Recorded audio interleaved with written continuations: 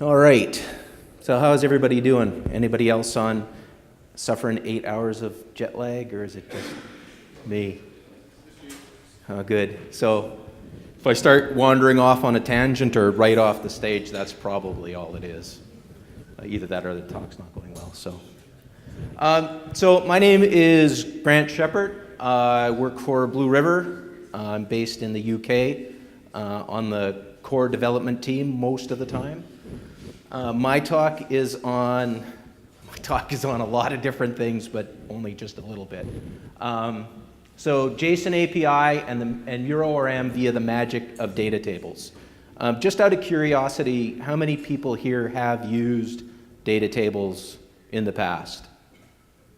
All right, few, yeah, good. How many people have been frustrated using data tables in the past? Yeah, pretty much the same group. So hopefully this will make it all easier for everybody. I'm also going to do what never works out, is use my iPhone to control Keynote. So halfway through it's going to fail, and you'll tell when I throw my phone. So what we're going to cover, we're going to delve into the JSON API. We're going to talk about Mura ORM. We're going to talk a bit about Mura.js. And these are three technologies that have sort of been evolving since around Mura 6.2. We're also going to look a little bit at the new Mura display objects. We're sort of doing it in reverse, where I'm going to show you the end result of combining all of these things. And then throughout the next 2 days, you're going to get to see how you would work on these individual components. For instance, Nolan, right after lunch in this very spot, will be talking specifically on Mura ORM. And Matt's going to be talking later about Mura.js. So this is sort of, you're getting the end result first, and then the bits and pieces on how to build it. And of course, we'll be talking about data tables, which is our ultimate goal. So the problem we'll solve. I always love this story about there's a guy walking along in the forest, and he sees this bright light, and this spaceship lands in front of him. And the doors open, and there's this big procession down of all these aliens, and the one comes up and he presents this guy with this crystal. And he says, this crystal contains all of the knowledge acquired across the universe and will solve all of your problems. He takes it, he's stunned. They go back in the ship and they take off, and a few minutes after the shock wears off, he yells out, "But what format is it in?"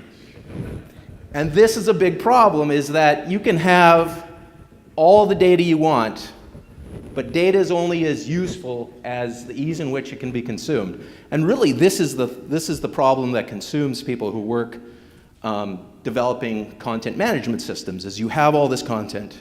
How do you work with all this content and present it in a way that the users can easily consume it? So Mura can easily fill up with a vast trove of data, both just regular content pages like Robert mentioned, a site with 50-some thousand pages of content, 10,000 PDFs. And you need an easy method of displaying or interacting with it, often in very specific ways. So data tables is a really good sort of start at delving into large amounts of data. So we're going to look at data tables via the Mura JSON API and Mura ORM to give us a useful, easily scaffolded starting point. So tables suck. And this is often, especially on websites, this is the go-to method for showing off large amounts of data. Oh, we'll just put it in a table. So tabular data is deceptively hard for humans to process and frustrated to work with. We look at it and we all have an individual need. I want to see, I'm just interested in the salaries, but it's all ordered by last name, right? Or it's missing this column, and you tell your developer, oh yeah, can you just add this one column? And he's like, sure, I'll get back to you in a month, because I have to rewrite all the custom stuff that made this simple table. Large amounts of data magnify the problem, and managing that data is equally problematic. So here is a regular HTML table that you might find on a website. We've got name, position, office, age, start date, and salary. Again, there's no way to interact with it other than page up and down and search desperately using the browser find to, and maybe a pad and a pencil to do your own problem solving. So DataTables tries to make this a little easier. So DataTables is a jQuery plugin that converts static HTML tables into something that's filtered, paged, sortable. It's not a grid. That's where you see a lot of online arguments about how it's not very grid-like. Well, it's not a grid. It's not data grid, it's data tables. So really its function is to make table data more easily, readily accessible to consume. So it can, the really great part is it doesn't just work with static HTML tables, is it can pull data in from remote AJAX sources via AJAX. So we looked at this, and we have the the JSON API, and we thought, well, can't we just sort of merge these two together? Yes and no. There's DataTables is a bit legacy, so there were things we had to work through to do this, but this is the basic way you turn a table into DataTables. You basically say, you use the DOM, it's standard jQuery, you identify the table, and you just say data table. And when you do that, let's just try some fancy stuff here. You get this, a few nice features, right? Suddenly it says, show me 10 entries. And it's just limited now, what was a long, long list. Maybe, well, like we've got 6 pages here, so there was a lot of data in here. You can see little sort things here. There's a search box up top. It's paginated, and it gives you some information about how many entries we have. So we've just immediately taken what was a big, monstrous table of 57 entries, and we've given it a lot of accessibility. Now, that's a great starting point, and a lot of this is all client-side. So is basically data tables using JavaScript to do client-side filtering, sorting. It does a lot of really complicated stuff. If you throw dates, they've got start date, it will automatically say, oh, this is a column of dates, and sort it by date. These are dollar values, but they are numeric, so it'll sort those numerically for you. So it does a lot of work for you. And it has a lot of options. So it's easily themed. It's an open source project, so there's been lots of contributions to it. MIT license, good community support. You can process actions locally, and that's the default, so it'll use JavaScript to do all the filtering and sorting. Or, and this is where we're going to come in, you can do this all remotely. So you can just tell it to work with whatever data comes back. So we source content via AJAX. And the latest version works off a JSON data model. It used to be arrays of arrays and probably sent a lot of developers into rehab because it was very difficult to work with. Very unique. Still has a lot of these sort of legacy teething problems. But generally speaking, it's gotten a lot better. So what are some of the headaches? It isn't always easy or cooperative. Again, it has this black box feel to it, so that if it's sorting by date and you're using like European dates, there's lots of little things you have to learn about it to get it to cooperate sometimes. Some archaic nomenclatures, and a mix of legacy and modern code and documentation that sometimes confuses development. So it's this great little solution that sometimes makes you shiver in fear. But what I've sort of come up with here is a plug-and-play version that you can drop into Mura that hopefully will get you a long way down the road. So the JSON API, this is what we're going to be using as the source of our data. So I'm just going to give you a quick peek at the JSON API, assuming I can get a tab over there. And we still have, Right, so this is a snapshot of the JSON, the remote API. We've got a few different names for it. But the JSON API is essentially an endpoint, a remote API that you can access all of the Mura objects core. You can see I've just got this simple path in here. The JSON/v1 is sort of your endpoint. Then I've got my site ID, and I just say content.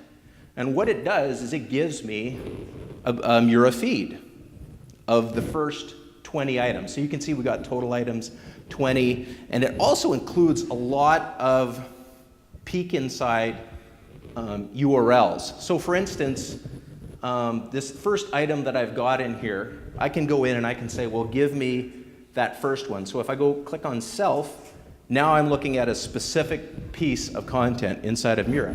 And I can see its category assignments, its related content, entities. I can look at the rendered version of it so that I actually get the rendered body back, which is really cool, so that you can do things like pull a page out of a rendered version of a page, how it would actually look inside of Mura, and display that anywhere else on the internet, even on like a static HTML page. So there's a lot of coolness in there.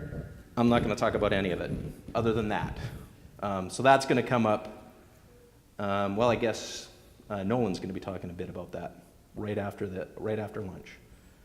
Not to put any pressure on you, Nolan, but yeah. So it's our remote API, a way to access core functionality. Standard notation for objects in JavaScript. It uses JSON, and that's what the endpoint looks like. So that's all we're going to talk about for the JSON API. Oh, and built-in permissions too, and access to lots of stuff. So now, Mura ORM, another big giant concept that's really 2 or 3 talks, and again, that's going to come up. Nolan's going to be talking about more about Mura ORM, but the brief of it is relational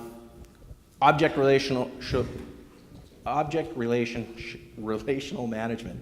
That jet lag's starting to catch up. So CFML uses Hibernate as its sort of main engine for doing ORM, but it's complicated for an application like Mura that has a pluggable base. It's application centered, so if you've got plugins that also are written in ORM and you do things like flush or commit stuff, it's going to do that for the whole application. So there's some complexities involved that we wanted to address. So Mura ORM replicates much of this functionality, as well as providing direct integration to the core.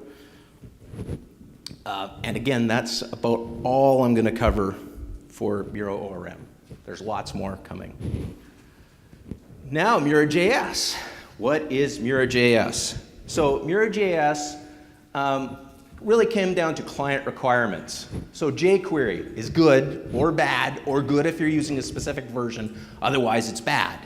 Right? So you go into a client and they say, well, yeah, we use jQuery, we use 3.1.263. So that's the version you have to use inside of Mura. Well, we use jQuery too, or we used to use it exclusively, but we had a different version. So you would get conflicts, and sometimes their stuff would pull in jQuery halfway through, kill your jQuery by restarting everything. So we had to address that. So we being Matt, invented Mura.js. So it basically lets us use Mura as a vanilla environment.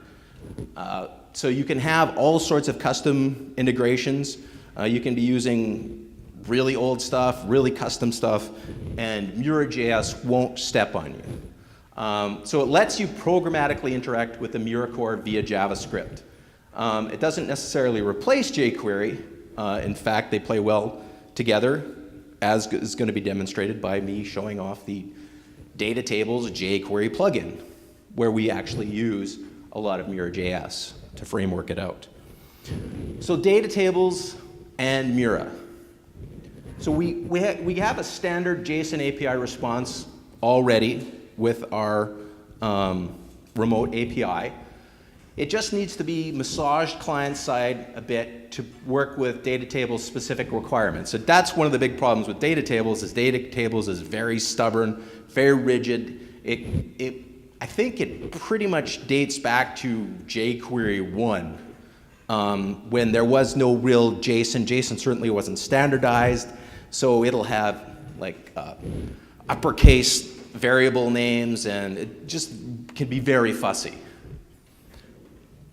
So what we had to do is identify what MuraORM, what we want to do is identify what MuraORM object we want to interact with and what data items we want to display. And we want to do this in a nice packaged way so when we talk to DataTables, it's all uniform and it does a lot of the heavy lifting and sort of converting in the background for us. So what I did is create a Mura.js extension to do all the heavy lifting, to do all the converting. It basically is just drop in, plug and play, and really what it is a good starting point for you guys. So when you're out there and you want to use DataTables, this isn't, we didn't want to create something that tried to figure out everybody's needs without ever talking to anybody and drop it in and say, okay, if you want to customize this, it's going to be really hard. So instead, we just kept it down to the minimum so that you can go into the code and you can say, okay, I don't have to strep out all of their custom UI stuff to get to do what I want. We just started with something pretty basic. And I used a Mura 7 display object to put it all together. Just out of curiosity, how many people here have worked with the new display objects inside of Mura 7? They are awesome. It's definitely a watershed sort of moment. They're take a little more getting used to than 6.2, but the benefits, the payoff in working with them, you'll find really quickly. So, what I really wanted to do was just have like a JSON configuration block for instantiating DataTables. Just something nice and simple. So, create a simple format, and essentially all it is two variables. Object is the MuraORM object that you want to put on the page. So in this case, it's content. I want a DataTables table using the MuraORM object content. And then I have to talk about what columns I want it to display. So I create an array of columns.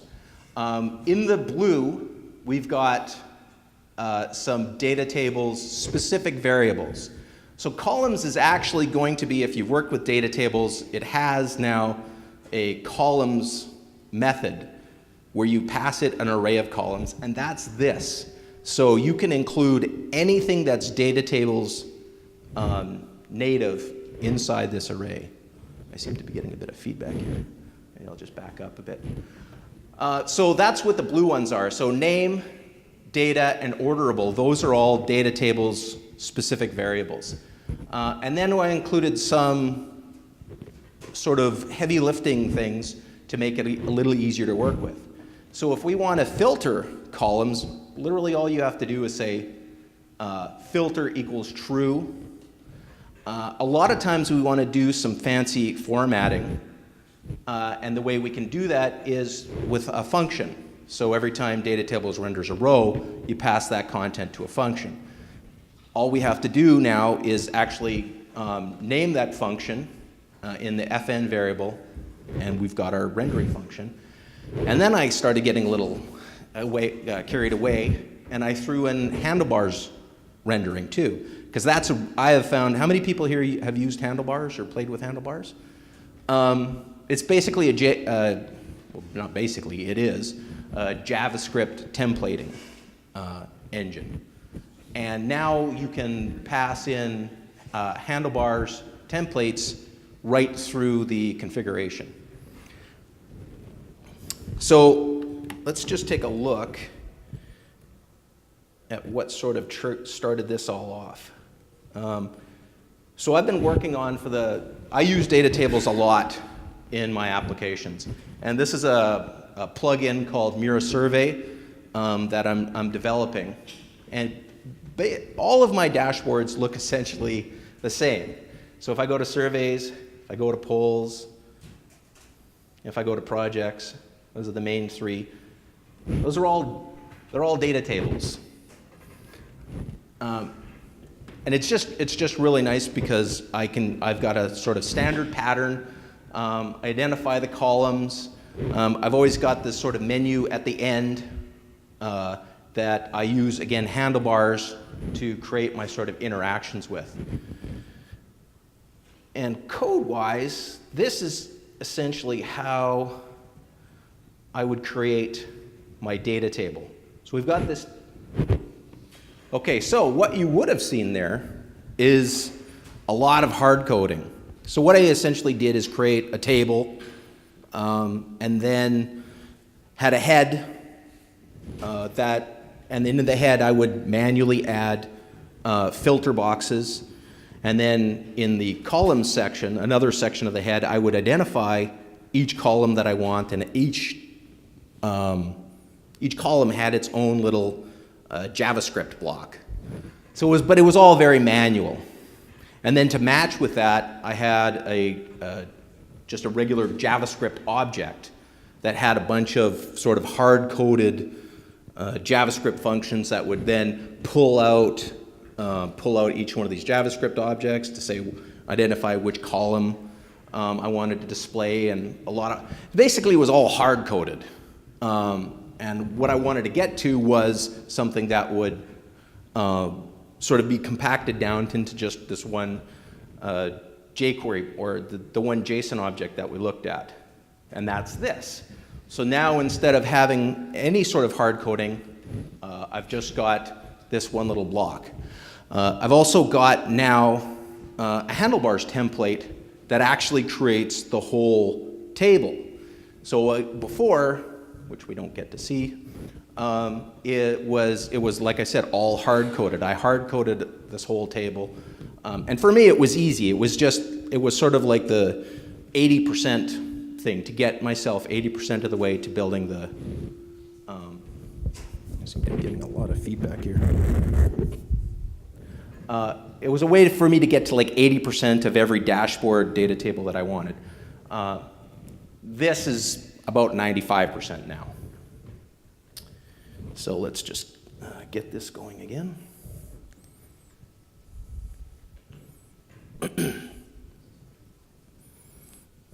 Right, so that's our configuration. So, well, we can't actually take a look at the code anymore. Whoops, we're not quite that far. So, what I put together was, let's see here, where are we? Right, so I created a display object that does a lot of this for us. And so this display object, display objects in Mura 7 are really like just front-side rendering plugins now. You can just drop them into the display objects directory inside your site or inside your theme, and they include things like a model directory. So you can they automatically wire up event handlers, and they automatically have a content object. They have all of the things that we used to have to do in plugins or sort of manually go into different spots. Now you just drop it into the directory, and it's going to wire all of that up for us. So inside, I'm going to try one more time because I really do want to show this off.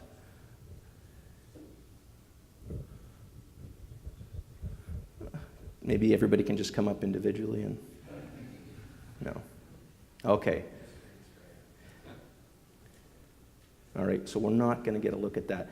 So the way you can actually access display objects now is if you go to edit a page and you go inline edit, along the right-hand side now we get all of our display objects. And I've created this custom display object called example data table. And in the directory I have a MuraJS object that extends the standard display object things. And that does a lot of my heavy lifting. That's going to take that JSON object that I showed you, break it down, create the table using a Handlebars template. So it builds the table. It says, okay, he wants 4 columns, first name, last name, content ID. So it'll create the table for me, and then I can identify which ones I want filtered. So for this example, for this object, I've said filterable is yes for title, just for title. So I can edit this, and I've got 3 different JSON objects that I can't show you because reasons. So I've got one for content that I made, one for user, and in this case, I've just said in my little columns JSON object, I've said give me first name, filterable is true, give me last name, filterable is true, give me email address, and you can see that in this case, it's actually a link, and that's because I've passed it to a function. And the function essentially just grabs it and throws an href or an href around it. And one last one is custom. So I've got, I'm doing a talk tomorrow on Form Builder, and we took that brief sort of look at Survey Builder. And this is a survey that I built in Survey Builder, and Survey Builder automatically builds Mura ORM objects. So if you create a survey and it's got 20 questions, when you hit save, it takes those 20 questions and it builds a Mura ORM object. So it builds a CFC, auto-wires it into Mura, and because of that, because it's a Mura ORM object, I automatically have, it's automatically part of the JSON API. I can access it as a regular Mura ORM object. So again, all I have to do, in this case it was my example survey, I just have to say, if we take a look back at this block here, I just say object equals my example survey, columns, and then for each column I just give it a title. I say what the data is, the actual name that it would be in the ORM object. So in this case, title. Orderable is true, filter is true, and as soon as I do that, it wires up everything for me. So I'm just going to go back to the content one, publish it. Oh, it timed out, so I'll just go back to it because it was already there. And I'm going to add a column to this one, and it's just going to hide it from you so you can't actually see what I'm doing. Let's see, includes display objects, data table, and boy, this is, I tell you, this is really cool. So essentially all I'm doing is pasting another column into my jQuery block called file name. I hit save. And I'm just going to inline edit.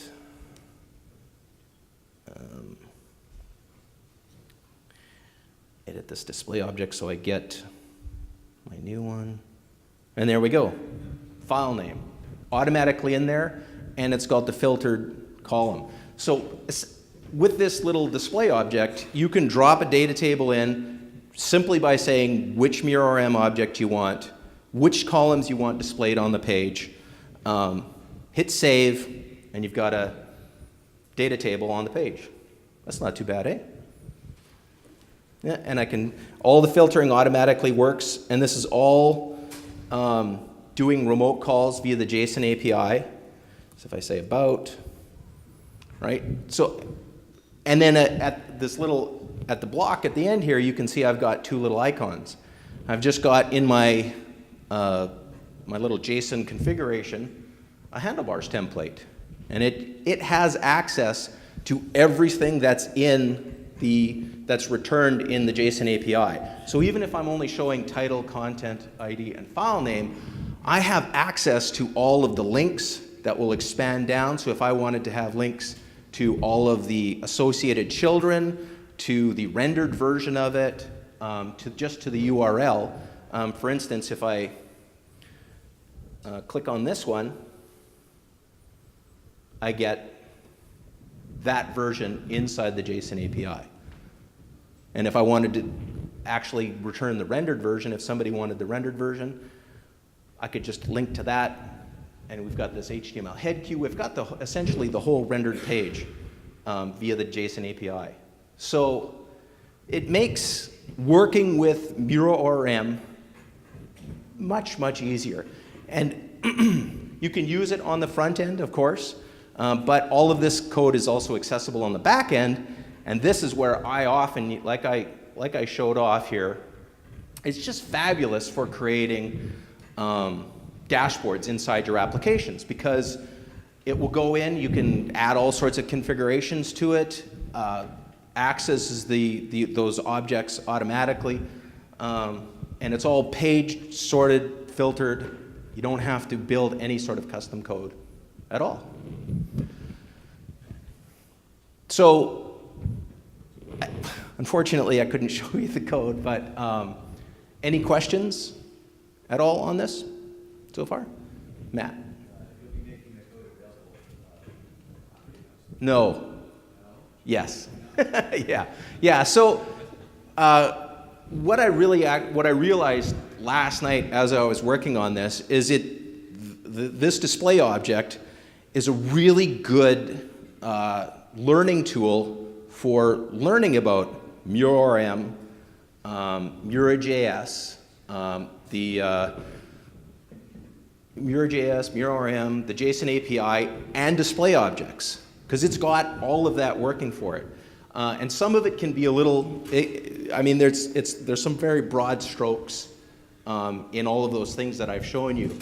But when you get into it and you take a look, you're going to realize how easy it is to migrate whatever you're used to working on in 6.2 into display objects, and how much it's going to, the heavy lifting it's going to do for you.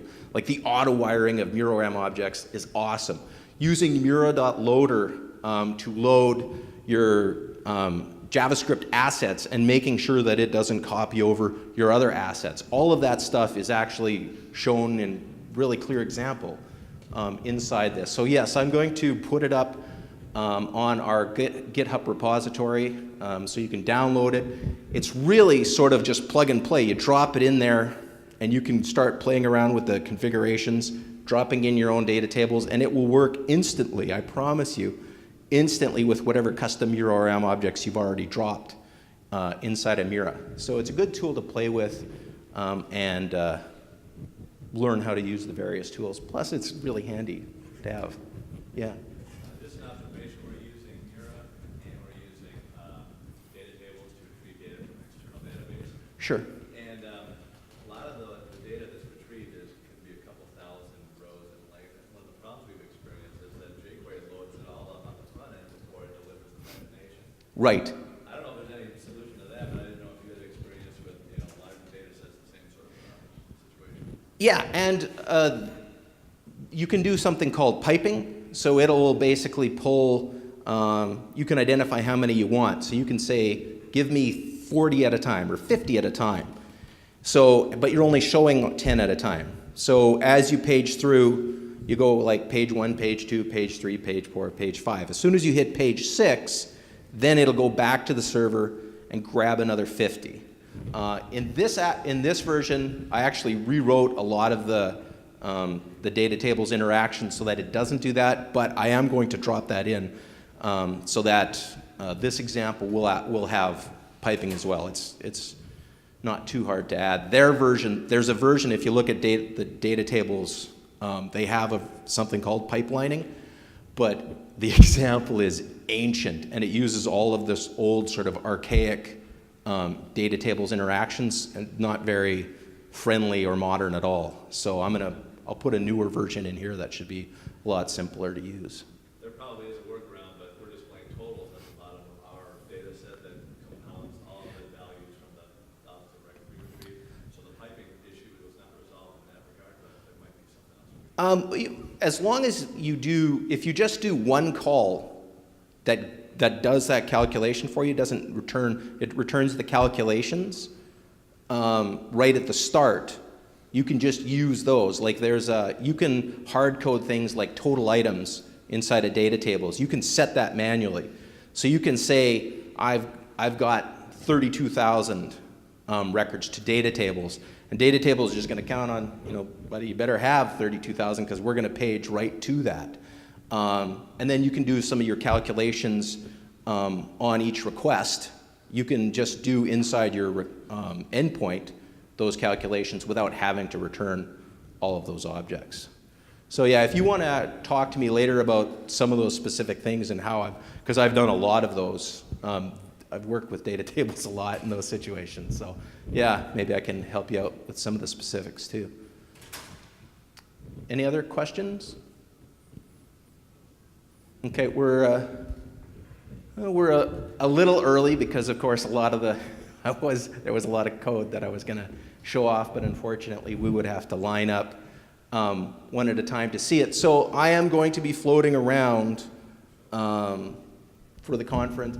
If you want to see more, and if you want to see the stuff that I didn't get to show off here, by all means, just pull me aside. I'm more than happy to talk endlessly about these things, which just depresses my wife to no end, but hopefully will work out between us. So otherwise, if there's no other questions, thank you very much, and good luck with it.